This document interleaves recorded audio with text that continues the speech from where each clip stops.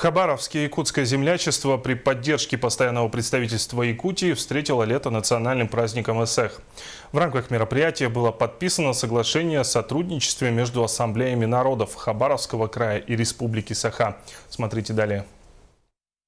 Несмотря на ненастную неделю, предшествовавшую мероприятию, в день празднования национального якутского праздника Эсэх в Хабаровск пришло настоящее солнечное лето. Словно герои якутского эпоса разверзли тучи над Амуром.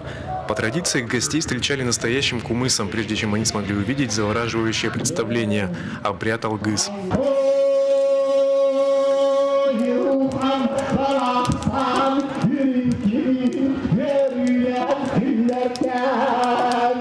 Официальную часть открыл поспред Георгий Никонов, поздравив земляков и гостей праздника. Затем главы двух ассамблей народов Якутии и Хабаровского края подписали соглашение о сотрудничестве. Я надеюсь,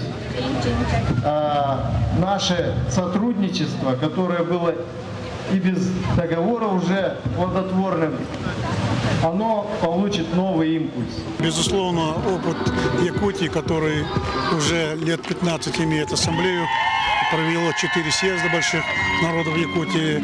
Это большой опыт. И для Якутии опыт Хабаровского края, межнациональные отношения, толерантность тоже имеет очень большое значение. Поэтому я думаю, тайное соглашение очень злободневное, очень нужное для нашего народа. Кульминацией торжества стал обрядовый танец Асохой, объединивший в себе людей разных национальностей и вер.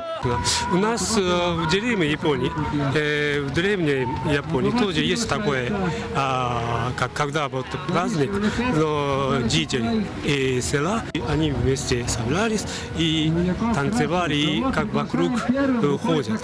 Поэтому я чувствую, не какой-то похож на японские традиции. Якутяне, проживающие в Хабаровске, с ностальгией по родному краю в день встречи лета одеваются в национальную одежду, оформляют тюгельге, а особенно радуются землячеству студенты. Всю ночь перед праздником они готовят национальные блюда и костюмы. В рамках празднования Эсэха также прошел 4-й чемпионат Дальневосточного федерального округа по масс-рестлингу, поучаствовать в котором съехались спортсмены из различных регионов Дальнего Востока. Абсолютным чемпионом ожидаемо стал Михаил Саватеев из Якутии. Стас Михайлов, НВК Саха, Хабаровск.